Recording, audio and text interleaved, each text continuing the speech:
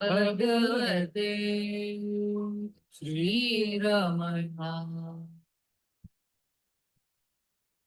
Om Namo Bhagavate Sri Ramana. Om Namo Bhagavate Sri Ramana. Om Namo Bhagavate Shri Ramana. Om Namo Bhagavate Sri Ramanaya. We will begin today's Ramana Puranam Satsang with an invocatory verse from Tirumular's Tirumandiram. ஐந்து கரத்தனை யானை முகத்தனை இந்தி இளம்பிறை போல மெய்ற்றனை நந்தி மகந்தனை ஞான கொழுந்தனை புந்தியில் வைத்தடி போற்றுகின்றேனே. This is a verse that's praying to Lord Ganesha, who is son of Lord Shiva, to grant us the fortitude, wisdom and knowledge to understand Ramana Puranam as composed by our dear Bhagavan and Sri Muruganar. We began verse lines number 143 last week. We will just revise last week's lines and we will go into new lines today. It begins as வாழ்த்து நரை வானோரால் வாழ்த்து விப்போன் ஆகியவர் பாழ்த்த நரலை பிறவி பாற்றுவோன் தாழ் வெல்க இன்றி அமையாத பேரிச்சையாம் பக்தியால் ஒன்றிய மெய் அன்பர் உற ஓங்கு கழல் வெல்க அருட்கிழமை பூண்ட அருந்தவத்தோர் சிந்தை இருட்பிழம்பு போழும் இரவி கழல் வெல்க மெய்மை உணர விழைந்து எழுந்தார் சற்று மனச் செம்மை திறம்பாத சித்த சுத்தியாலே அடிமைக்கண் நின்று தன் ஆன்ம உருக்காணும் படிமக்கலனாம் பதாம்புய பொற்சீர் வெல்க காமியமாம் அற்பமதிக் கார் கரக்க வானொலி செய் தார்மிகனாம் எந்தை அருட்சார்பு துணையாக அவகட வாழ்வு அற்றோர்க்கு அழகிய மெய்ஞான உபனிட வாழ்வு ஈயும் உதாரன் அடிவெல்க அணித்து வரும் அன்பர் அகத்து ஆரமுத மூறி தனித்தலரும் தாவம் தனிப்போன் பொற்றாள் வெல்க நெஞ்சில் பூரித்து நிறுவு உயிரா யோகியர்க்கு என் குஞ்சி பூவாக குலவு திருத்தாள் போற்றி. So we ended last week's satsang at this line number 160. And in these two lines, Muruganar emphasizes the importance of establishing one's attention in one's heart for those yogis whose hearts blossom in abundance. His sacred feet appear as the 1,000-petaled lotus, radiant and supreme. Bow in adoration at his holy feet.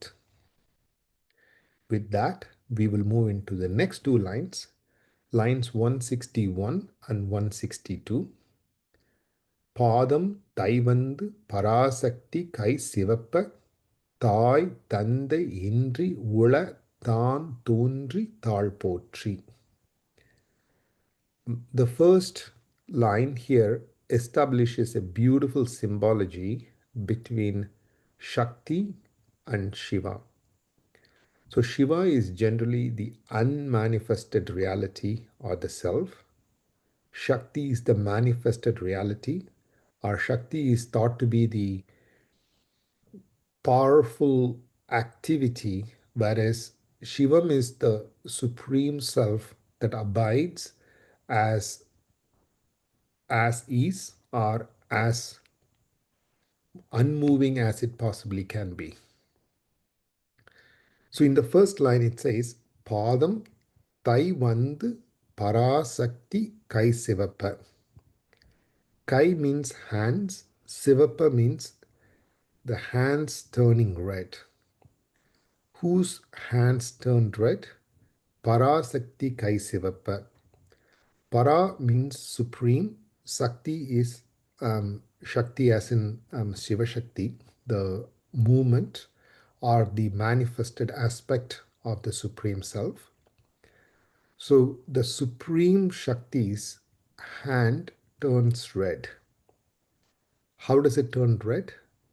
Padam Taivandu. Padam is pressing the sacred feet or tenderly caressing the um, sacred feet of the Lord. Taivandu. Taivandu means gently pressing or caressing. Pada means feet. So by pressing the feet of Lord Shiva, Parashakti's hands turned red. Symbolically, it means the manifested activities turn red, meaning they turn into activity, while the unmanifested reality, the Supreme Self, is as is or remains as it should be.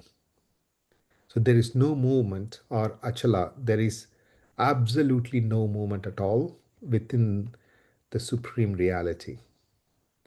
While the manifested reality goes and acts and it turns red, meaning it produces more act after act after act. So that is the Supreme Shakti.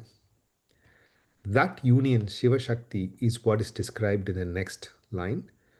தாய் தந்தை இன்றி உள தான் தோன்றி தாழ் போற்றி. So the union of Shiva Shakti has existed forever. It is the most ancient, it is beginningless and endless. So poetically, Muruganar says, தாய் தந்தை இன்றி. தாய் means mother, தந்தை means father. தாய் தந்தை இன்றி, without father or mother, meaning the Supreme Self is unborn, meaning there is no origination or there is no end, there is no beginning or there is no end. தாய் தந்தை இன்றி உள, he has existed forever, meaning he is the eternal one. தான் தோன்றி, he exists. தான் is him or you, தோன்றி exists. தாழ் போற்றி, all praise to his sacred feet. So here Muruganar says two different things. First, he establishes the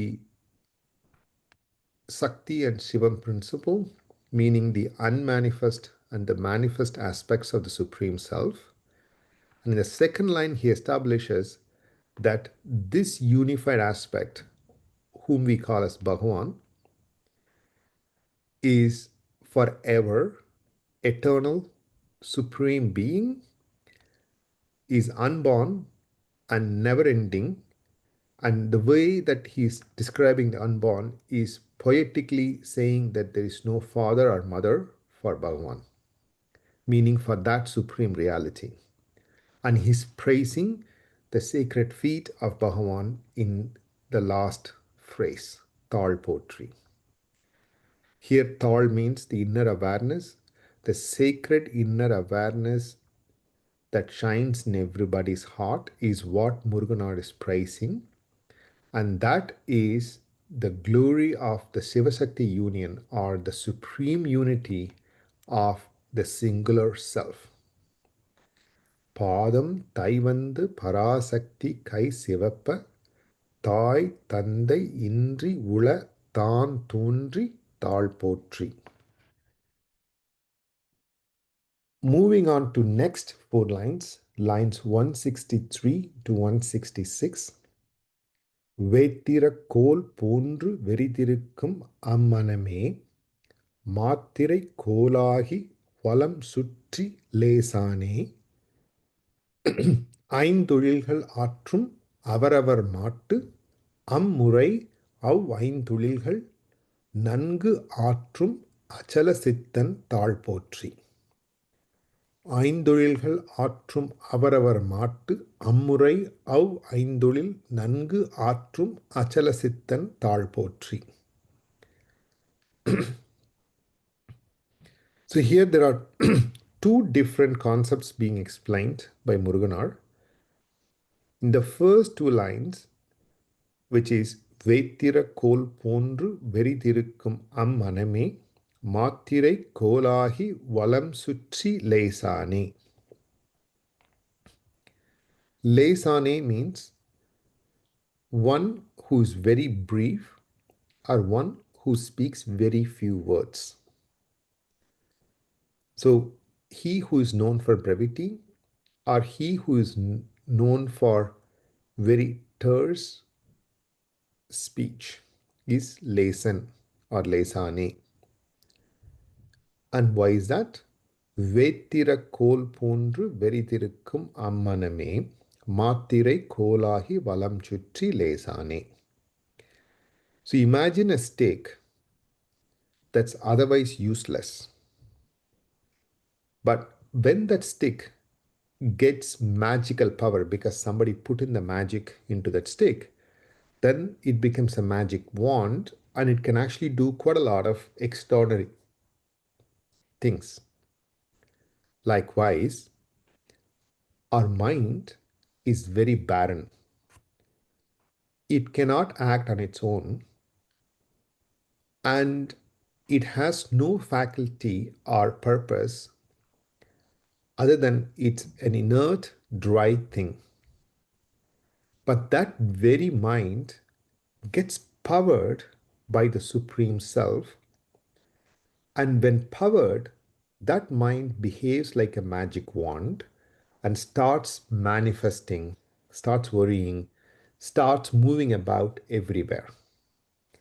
And that is made possible because of the Supreme Self called Bhagavan. And he who makes that happen speaks very few words or he's very terse. That's what the first two lines are. Vettira kol pondru. Vettira kol means a mere useless stick. Vettiram is useless. Vettira kol is a stick that is otherwise useless. Pondru, likewise. Veridirikkum ammaname. Veridirikkum is remaining passive or remaining barren and has no way to act or move of its own accord. Veridirikkum ammaname, that very mind. So here he's saying that mind which is otherwise useless, like a mere stick that has no purpose or no use, becomes matire kolahi. Matire kol means magical wand or magical stick when it's held by a magician. So a normal stick becomes a magic stick only through the power of magician. Not the stick on its own has no power except the magician moves it around through the power he vests on the stick. So matire kolahi, it becomes that normal stick becomes a powerful magic stick. Likewise, valam chutti lesane, it moves about hither and thither by the movement of the magician. And who's the magician? One who speaks very few words. That's our Bhagavan. So vettira kol pondru veridirikkum ammaname mattirai kolahi valam chutti lesane. A mere stick, useless on its own, becomes a magic wand in the hands of a magician. The same way, the seemingly empty mind gains immense power through the five divine functions of Lord Ishvara. What are those? Next two lines explain that. ஐந்துழில்கள் ஆற்றும் அவரவர் மாட்டு அம்முறை அவ் ஐந்தொழில் நன்கு ஆற்றும் அச்சலசித்தன் தாழ் போற்றி. So how does he who speaks very few words makes her mind move like a magic wand? That's the next two lines. ஐந்தொழில்கள் ஆற்றும். So Lord Shiva manifests to do 5 different functions. Remember, the manifested portion of Shivam is called Shakti, and that Shakti is through 5 different functions. What are those 5 functions that are performed by Lord? It's creation, preservation, destruction, veiling, and pouring grace. Creation is performed through a Lord called Brahma. Preservation or sustenance is through Vishnu. Destruction is through Rudra. Veiling is through Maheshwara. And pouring grace using Sadasiva. Obviously, these are 5 different names for the same exact Supreme Being who is the unmanifested in its native and becomes manifest through these 5 actions: creation, sustenance, destruction, veiling, and pouring grace. Aimtolilgal, these are the 5 functions, Atrum. They happen through those 5 functions. Our mind gets born, acting, hiding, getting grace, as well as dying. And those 5 functions are done. Avaravar Mattu. Those that are responsible for doing these 5 functions are also controlled by the same Supreme Self. How is that? Ammurai. In their respective actions, Av Aindolil Nangu Atrum. He alone performs those 5 functions through those who are responsible for doing those 5 functions. And who is that? Achala Sittan. Achala is unmoving. Sittan is ever present or one who is conscious. Achala Sittan is unmoving, ever present one or unmoving, perfectly conscious one. Or Chittan is usually used to denote to Lord Shiva. Here obviously Muruganar refers to Bhagavan as Achala Sittan, Tal Potri, praise to his sacred feet. So the mind moves about because of the power granted by the Lord through these 5 functions. That's the first thing. Those 5 functions are respectively performed by 5 different aspects. Though they appear as 5 different aspects, they are governed and executed by the single unmoving ever present one. Praise to his sacred feet. Veithirakol போன்று வெறிதிருக்கும் அம்மனமே மாத்திரை கோலாகி வலம் சுற்றி லேசானே ஐந்தொழில்கள் ஆற்றும் அவரவர் மாட்டு அம்முறை அவ் ஐந்தொழில் நன்கு ஆற்றும் அச்சல சித்தன் தாழ் போற்றி. Obviously, this goes to the core of Saiva Siddhanta and all the references that are being used to refer to these 5 different actions performed by the Lord. So, in the original Siva Puranam composed by Mickkavachagar, there are 3 lines that define these 5 functions very eloquently. Those lines go as ஆக்கம் அளவு இறுதி இல்லாய் அனைத்துலகும் ஆக்குவாய் காப்பாய் அழிப்பாய் அருள் தருவாய் போக்குவாய் என்னை புகுவிப்பாய். So first line says ஆக்கம் அளவு இறுதி இல்லாய். Akka means beginning, alavu means measure or the middle, irudi means the end. So akkam alavu irudi. There is no beginning, there is no middle or measure, and there is no end. Illai, there is nothing.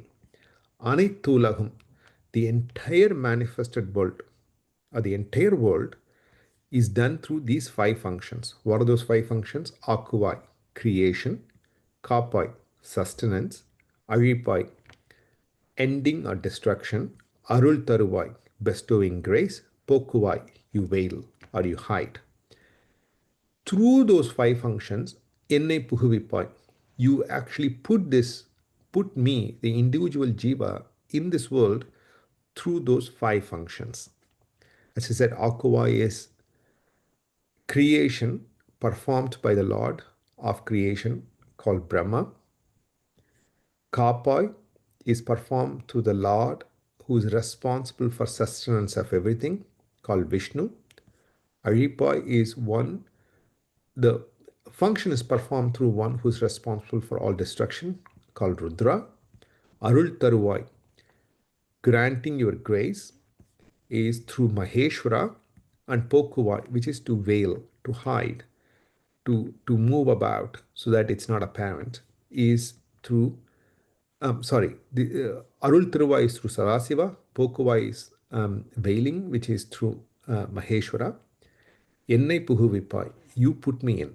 That's what Mickkavachagar says in Sivapuranam. In a slightly different place, Tiruvachakam, in 31st chapter, verse 10, Mickkavachagar establishes further of this multiplicity and the single unity that comes with it, which is what is to referred by as Achala Sittan by Muruganar.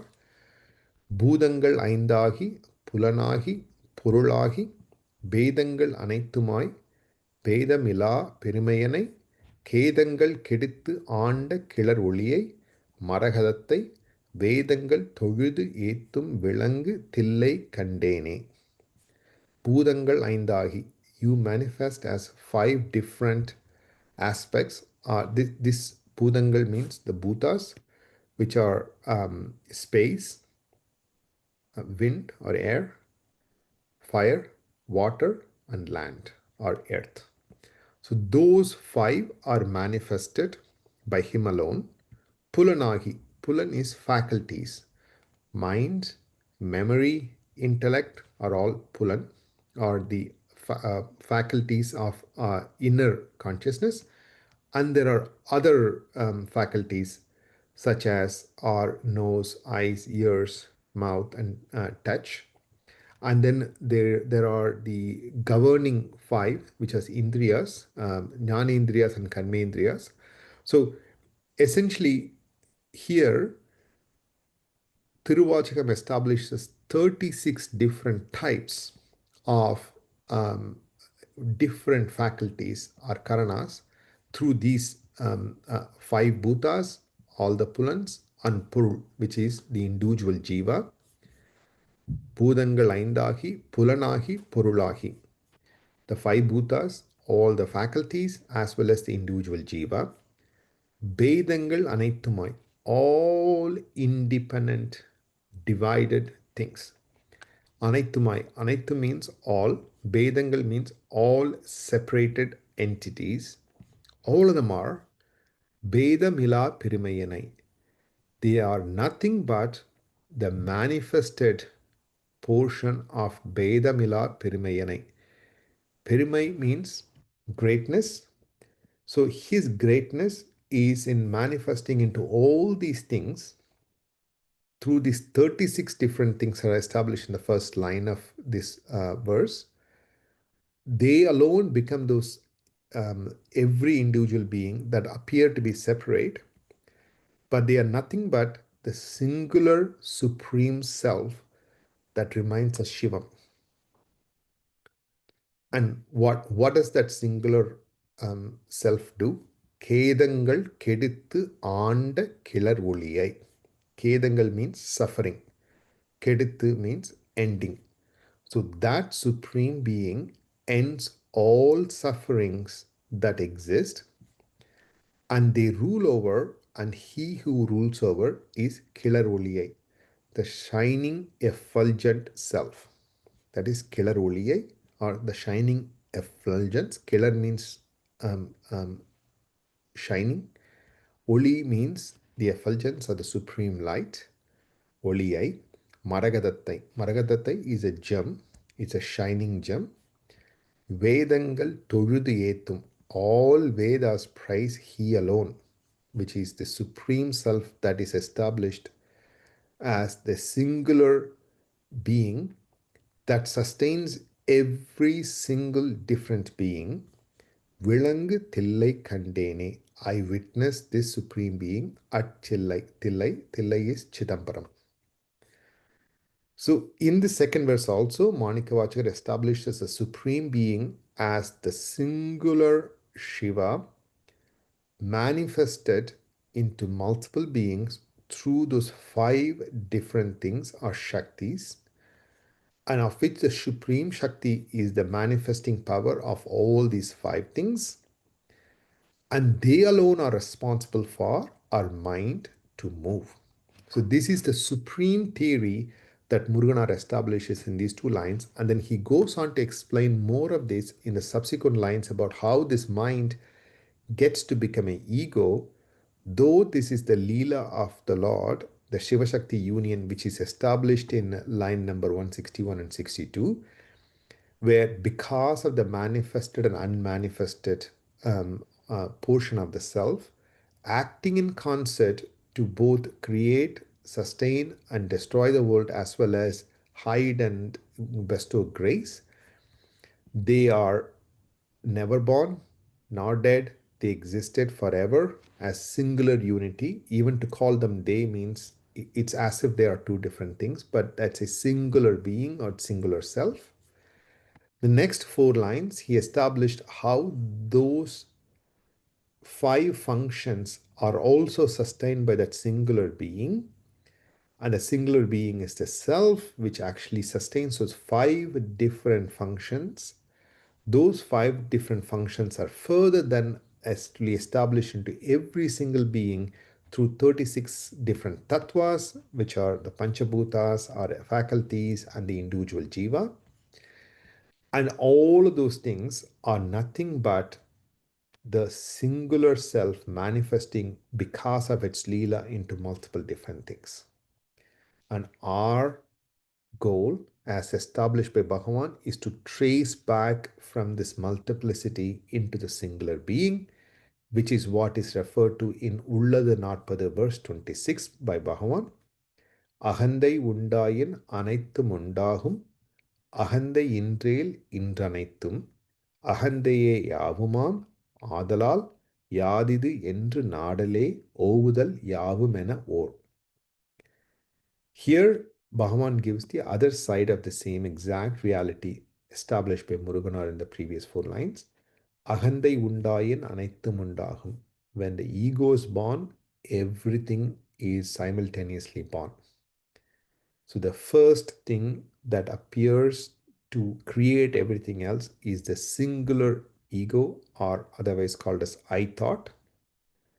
Ahandai inrel indranaithum. When the ego subsides, everything around it also subsides. There is nothing else to exist. Ahandaye yavumam.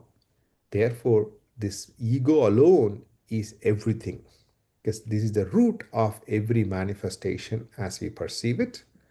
Adalal, therefore, yadidu endru nadale, to inquire who am I, ovudal, that is the only way to end this ego, yavu mena or.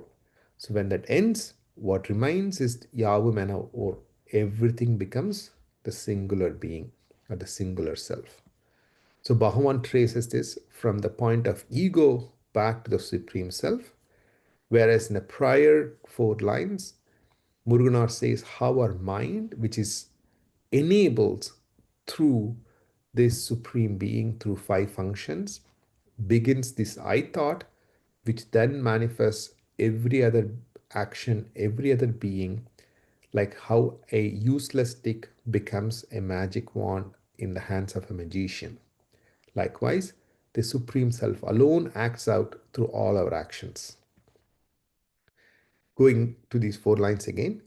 வைத்திர கோல் போன்று வெறிதிருக்கும் அம்மனமே மாத்திரை கோலாகி வலம் சுற்றி லேசானே ஐந்தொழில்கள் ஆற்றும் அவரவர் மாட்டு அம்முறை அவ் ஐந்தொழில் ஆற்றும் அச்சல சித்தன் தாழ் போற்றி. So those are lines 163 to 166.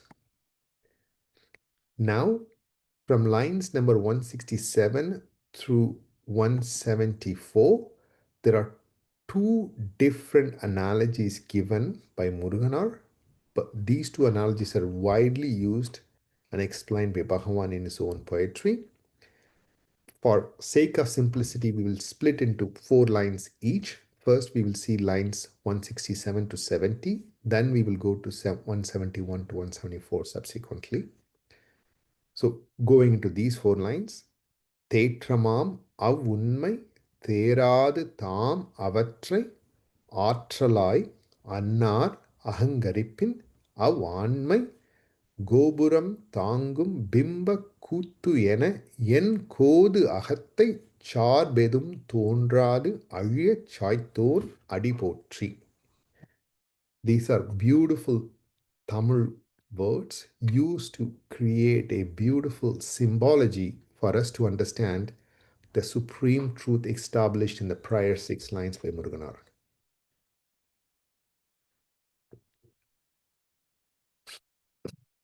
Tetramam avunmai. Tetram means clarity, truth, or certainty. Tetramam avunmai. That undeniable truth of the self. Tetramam avunmai is the clarity of the existence of the self, or the undeniable truth of the self, theradu, unable to comprehend, or unable to understand, or unable to grasp, தாம் அவற்றை ஆற்றலாய். We, through pure mistake, misunderstand that we are doing those actions. Which actions? அன்னார் அகங்கரிப்பின் அவ்வாண்மை. Ahamkaripu is arrogance or a strong ego. So Annar Ahangaripin is the actor's ego, or the person who's claiming to do all the work. That person's ego asserts. Avanmai is that assertiveness.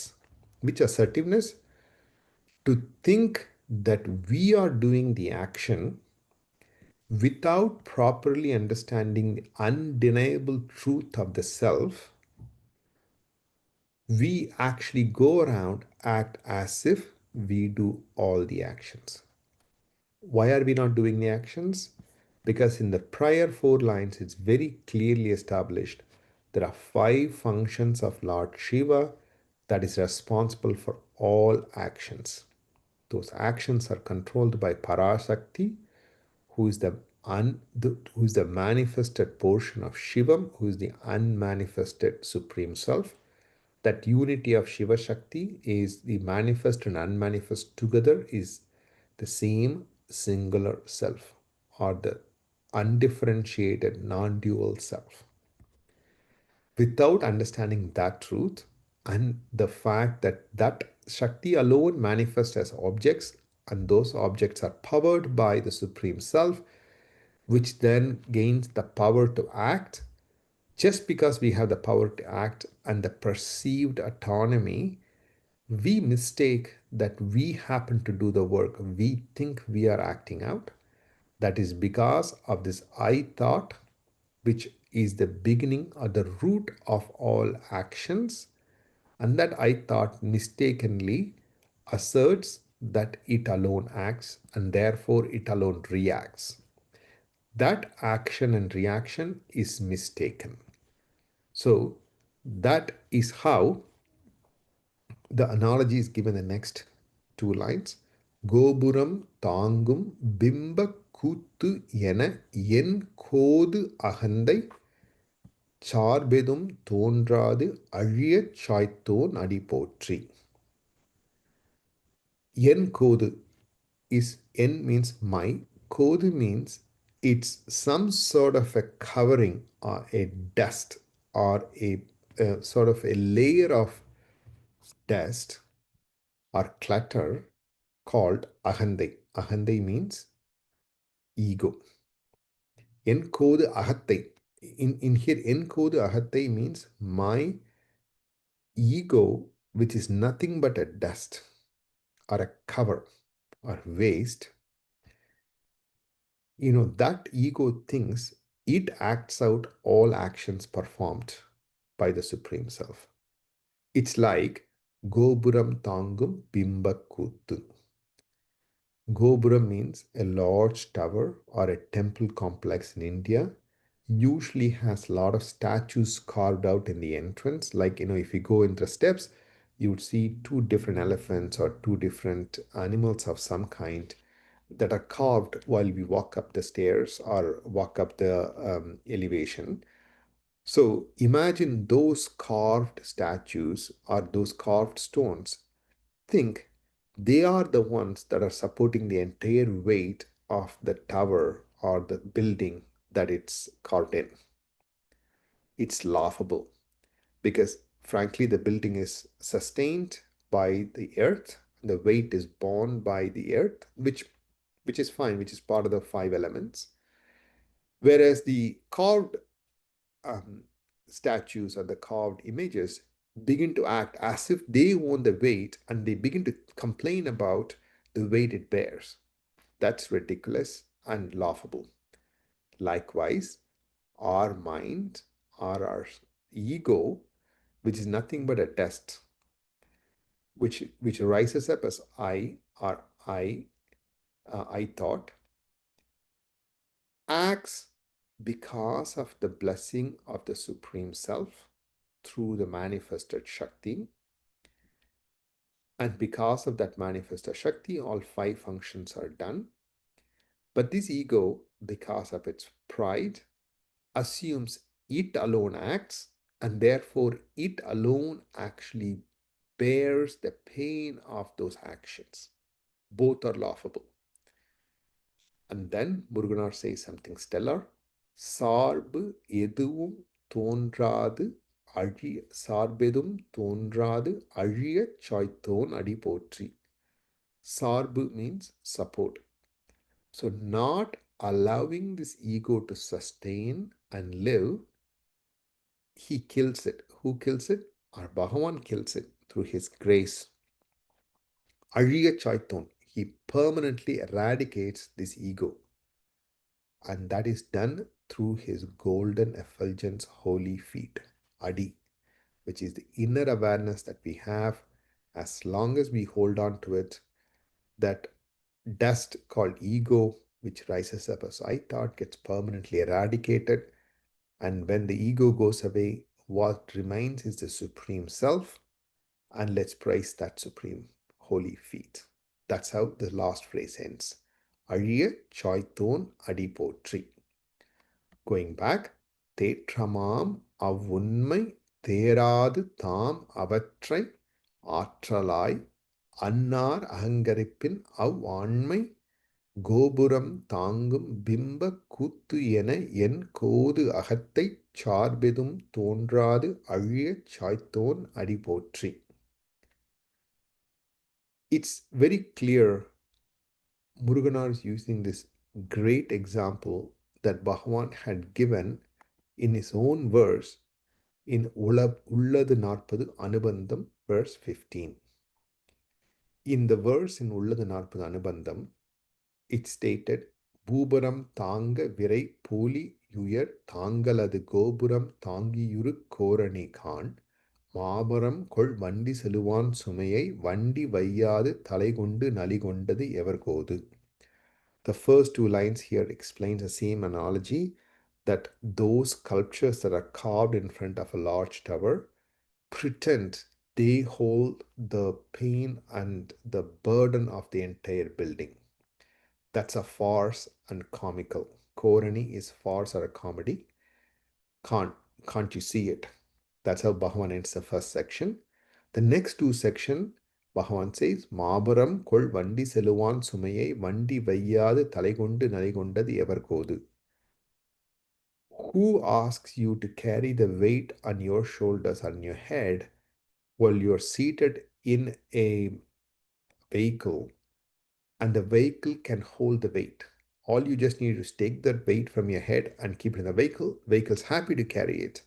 But you hold it in your head and then complain about the weight that you carry in your head. That's how the second line ends. In a Tirukkural verse 513, it's beautifully stated, Anbu Arivu Tetram Avayinmai Innangam Nangudayangatke Telivu. So it says, who gains clarity of the mind or clarity of the self? Only four criteria are required. Anbu means love, Arivu means wisdom, Tetram is clarity of that wisdom, Avayinmai means not having any passions or desires that pull our attention away from the self. Anbarivu Tetram Avayinmai Innangam Nangudayangatke Telivu. So that's the Tirukkural verse, which is also reflected in the prior four lines, which are Tetramam Avunmai Theradu Tam Avatrai Atralai Annar Ahangaripin Av Anmai Gopuram Thangum Bimba Kuttu என என் கோது அகத்தை சார்பெதும் தோன்றாது அழியச் சாய்த்தோன் அடி போற்றி. Moving on to next four lines. So in the Ulladu Narpadu Anubandham verse, there are two different analogies being given. First is the sculpture that stands in front of the tower thinks that it actually holds the weight. The second one is the analogy about going in a vehicle and carrying the load on your head. So Muruganar, in his verse in Ramana Puranam 167 to 170, he talks about the tower and the sculpture analogy. In lines 171 to 174, he talks about the analogy of going in a vehicle and carrying the load in your head. Let's look at that. Tammayalam தாங்கு பெரு தானுவாம் பண்டியில் தம் சுமையும் தாம் போட்டு துயர் நீங்கும் பாங்கரியார் தாங்குவதாய் அச்சுமையை தன் தலைமேல் ஆணவத்தால் வாங்குவதால் என்றும் தாம் வாழா வருந்துருவார். It's beautiful. Let's unpack this one word at a time. Tammayalam தாங்கு பெரும் தானுவாம். Tanu means a supreme beam of light or supreme pillar of light.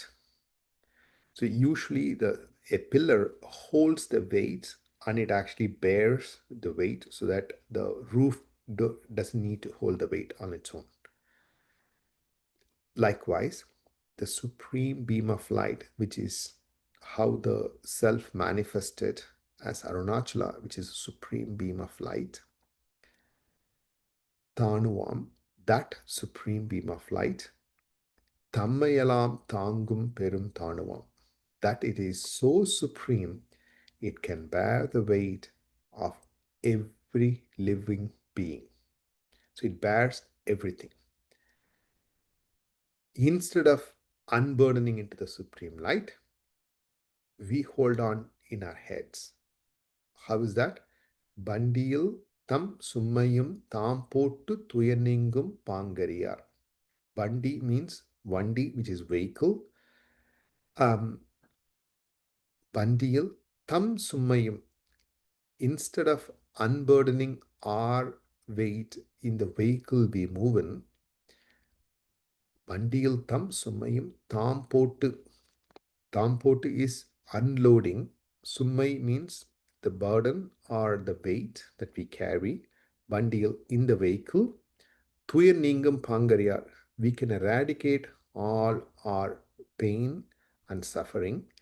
Pangariyar. They do not know how to do it, meaning they become trapped in the illusion of doership, not knowing how to unload in the vehicle in which we travel, which is nothing but the supreme being as the beam of light. Pangariyar, those who do not know that, why don't they know it? Thanguvadai achumayai tan talaimel aanavathal. They think they hold the burden in their heads and walk around in. And why is that? Also, why do they do it? Because of anavam, because of the ego or I thought. it acts as if it is doing everything, and it's also facing the consequences and the suffering of everything. And that's why it does not know how to unload all the suffering, all the pain, all the thing that's held in our heads in the vehicle, which is a supreme light. வாங்குவதால் என்றும் தாம் வாழா வருந்துருவார். Vala means fruitlessly. Varunduruvar means they continuously and fruitlessly feel the suffering. Endrum tham, until they are until they are able to unload their burden in the supreme being, which is happy to hold all the burdens. We continue to complain that we are suffering because of our doership triggered by our ego. So தம்மையெல்லாம் தாங்கு பெறும் தாணுவாம் பண்டியில்தம் சும்மையும் தாம் போட்டு துயர் நீங்கும் பாங்கரியார் தாங்குவதாய் அச்சுமையை தன் தலைமேல் ஆணவத்தால் வாங்குவதால் என்றும் தாம் வாழா வருந்துருவார். Rather than unburdening themselves in the supreme light that upholds all, the ignorant clings to their loads, imagining they bear the weight alone. Like travelers who, even while seated in a moving car, choose to carry their burden on their heads, they remain trapped in the illusion of doership, swollen with ego. Thus, they continue to suffer, weary and directionless, beneath the strain of their own delusion. And the reference for these is held in two different places. First is Devaram verse by Trinyana Sambandar, in which the idea that the self can carry all the pain and suffering we don't need to hold is very clearly made. இடரினும் தளரினும் எனதுரு நோய் தொடரினும் உணகழல் தொழுது எழுவேன் கடல்தனில் அமுதொடு கலந்த நெஞ்சை மிடரில் அடக்கிய வேதியனே. So here Samandar is talking to Lord Shiva. This idarinum talarinum. Idar means any danger. Talarinum means any failings or any he's talking about his body pains or suffering or inability, whether it is dangerous or pain or suffering. Yenaduru noi, all my ailments in my body, todarinum, even though they continue, even though my body may hurt, I may face dangers, I may be not able to sustain the life as it stands. Unakazhal தொழுதெழுவேன், I always worship your anklets. Here he's talking about the inner awareness that shines in every heart.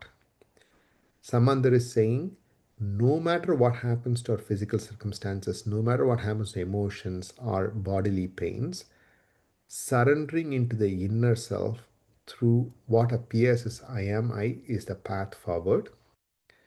And he's addressing us, கடல் தனில் அமுதுடு கலந்த நஞ்சை மெடரினில் அடக்கிய வேதியனை. And why should we surrender? Here he says, while churning the big ocean between a fight between devas and asuras, or the celestials and the evil folks, Lord sustains all the devas by consuming the poison that came from the ocean. So he was able to sustain it, and he held in his throat. கடல்தனில் அமுதோடு கலந்த நஞ்சை மிடரினில் அடக்கிய வேதியனே. Vediyane means he who is the ruler of all Vedas. So even huge amounts of poison that came from the ocean when it was churned, the Lord alone held it in his throat by taking it in. Nothing bothered him. And therefore the celestials were spared.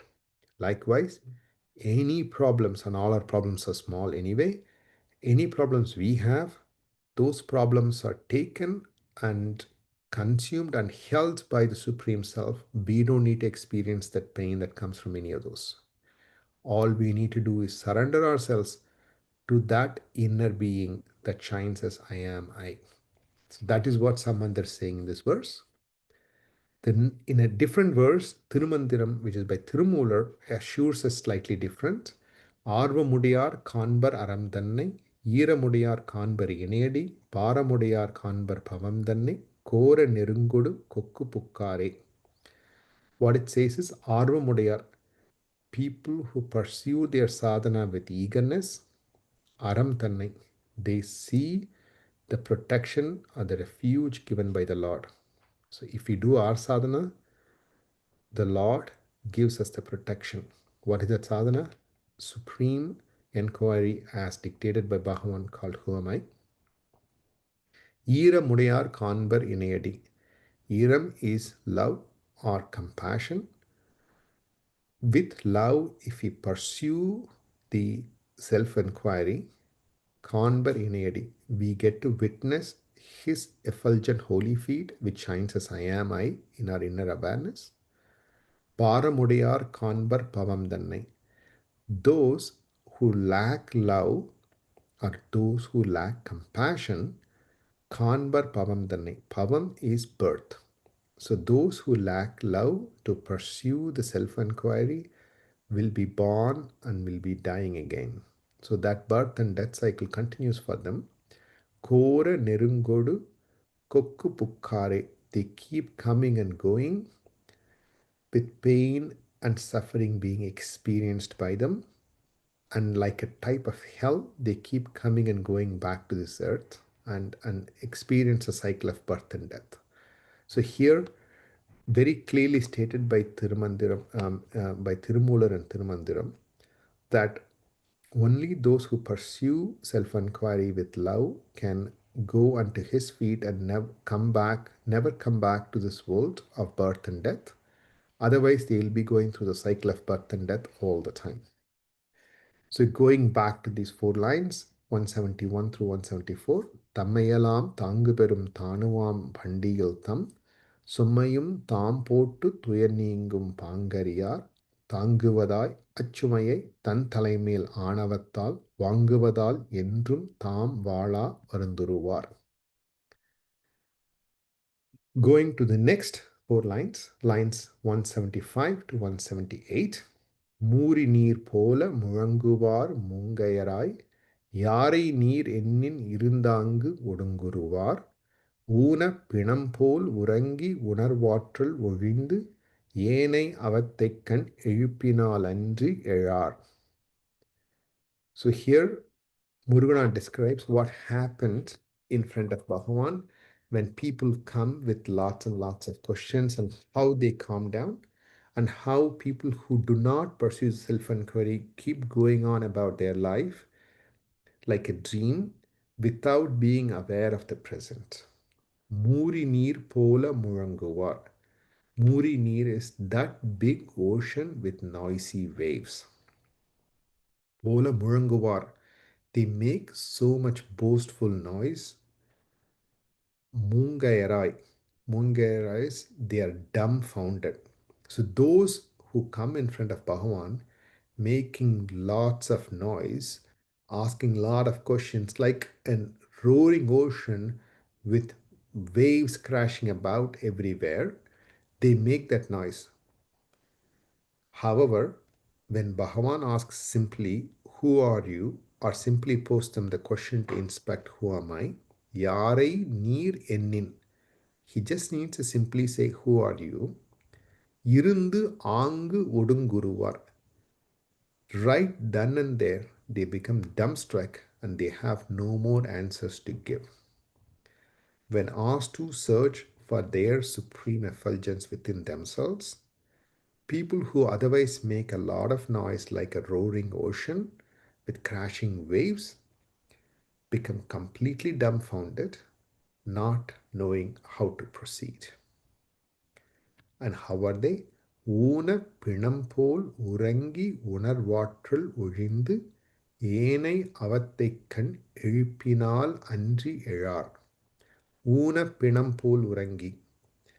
Una pinam is, it's like a dead corpse, or this body that's completely dead. Pinampol urangi. So they walk around like dead corpse with this body. Urangi unarvatal vind. They are completely oblivious to the existence of the self. Unarvu ஆற்றல். Unarvu means the experience of the self or I am I. ஆற்றல், the power. ஒழிந்து, not having. Meaning without experiencing the supreme self which exists within each of us, they go about their life like a dead man or dead person walking, dreaming, and going into deep sleep. ஏனை கண் ஏனை அவத்தை கண் எழுப்பினால் அன்றி எழார். They don't wake up to the self directly, except they go about acting their part in waking, dreaming, and deep sleep, absorbed in the thought and entangled in outward pursuit, not being aware of the inner self. So, here obviously, Muruganar establishes the importance of the awareness and the spiritual life that Bhagavan suggests we lead, which is always keep the supreme self in sight and always be aware of the inner awareness. And that alone is the path of self inquiry that leads us eventually to the absorption of the supreme being. And those who do not have that awareness, they are like the dead corpse walking around and doing its actions and being completely distracted by externalities and actions that happen through our minds. And they are not woken into reality at all unless through their pain and suffering that keeps pulling them towards the self, but they can't realize it and they get swayed away by everything that's happening around them. மூரிநீர் போல முழங்குவார் மூங்கையராய் யாரை நீர் எண்ணின் இருந்தாங்கு ஒடுங்குருவார் ஊனப் பிணம்போல் உறங்கி உணர்வாற்றல் ஒழிந்து ஏனை அவத்தைக்கண் எழுப்பினாலன்றி எழார். So there are beautiful references to this word Murinir, which is very widely used in Vaishnava literature, particularly in Nalayana Divya Prabandham, which are 4,000 verses composed by 12 different alvars. I have put in a verse here by Poige Alvar, which says, Mudalavar Muvare Am Muvarullum Mudalavan Murinir Vannan. Here, mostly because Lord Vishnu is shown to be the god who sleeps in a large snake bed in the middle of an ocean, which is made of milk. It's a milky ocean in which he sleeps or he's lying down. So here, Mudalavar Muvare. The first, there are three things: Brahma, Vishnu, Shiva.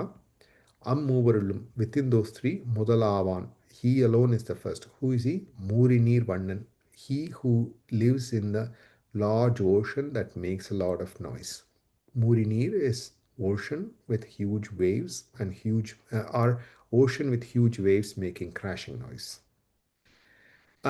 In Kambaramayana, Kambar has used this word Murinir so beautifully in describing Sri Lanka, in which Ramana is supposed to live. தழங்கு பேரியின் அரவமும் கை நெடும் களிறு முழங்கும் ஓதையும் மூரிநீர் முழங்கொடு முழங்கும் குழுங்குரல் புதுக்கும் தலையர் நூபுறக் குரலும் வழங்கு பேர் அரும் சதிகளும் வயிந்தொரும் அறையும். தழங்கு பேரியின், meaning huge drums make a lot of noise.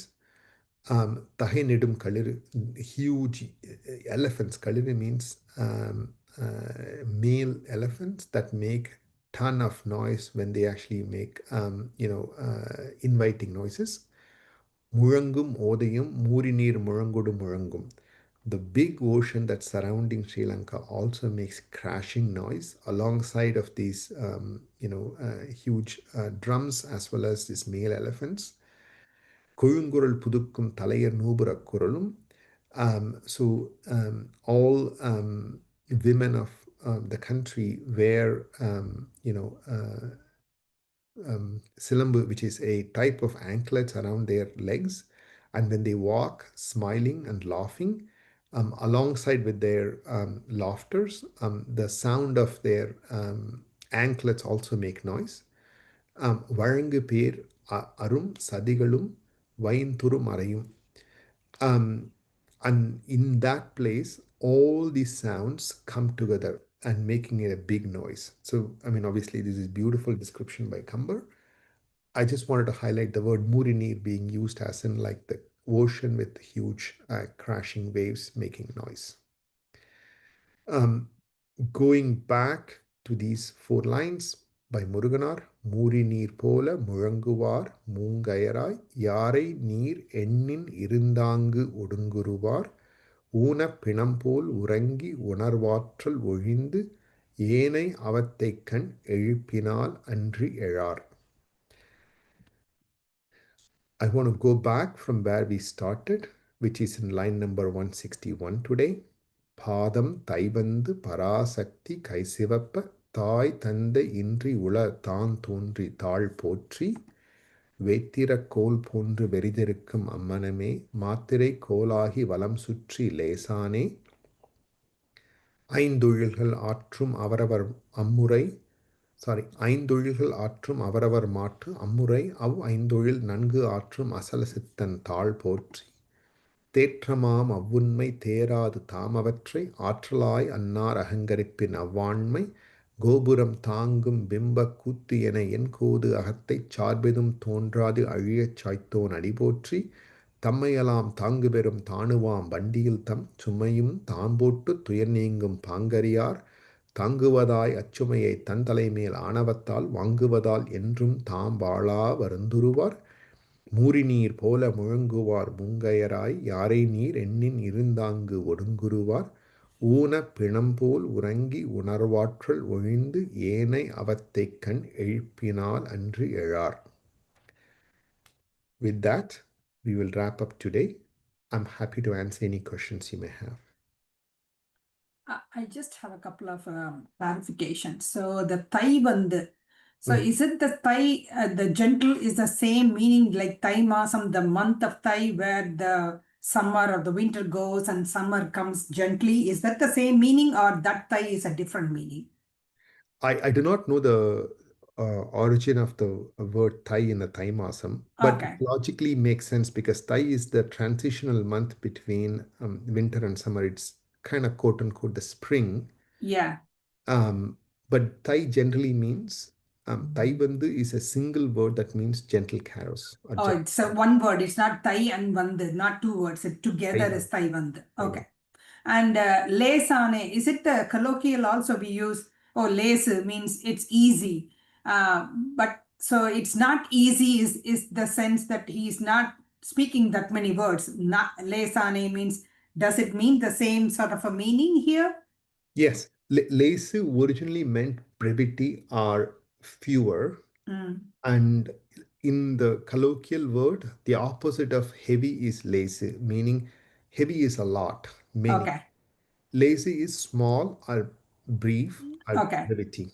So that is the same meaning, right? Yeah, Okay. both word is same, yeah. And the Tetrame is also in Shiva Puranam also is a Tetrane Tetra Telive and Sindanayul. So the same Tetram clarity is being used also. So it's similar, right? Yes. Tetra means the clarity of the Supreme Being. Okay. But the code, what you say is like the code is a lining or a shield, I mean, dust or something. But in Bhagavan's Ulladana Anumandam, Kondadevar Kodu means that Kodu means whose mistake is that? Whose error? So that Kodu is used in a different meaning there, right? It's in a similar vein actually. So when Okay.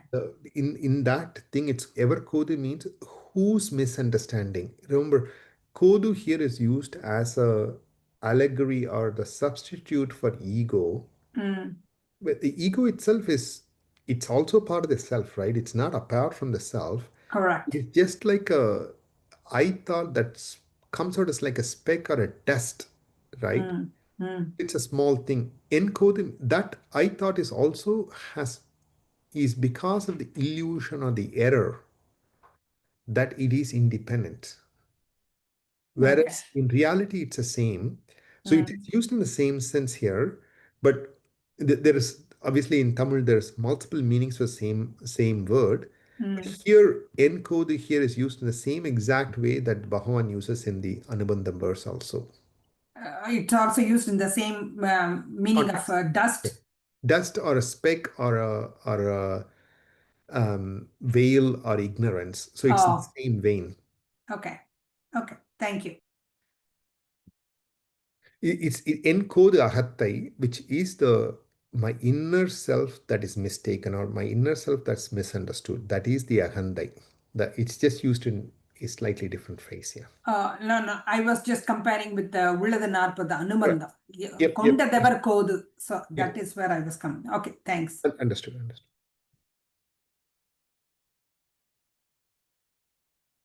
If there are no other questions, we'll meet again. Om Namo Bhagavate Sri Ramanaya. Thank you. Namaskar. Thank you.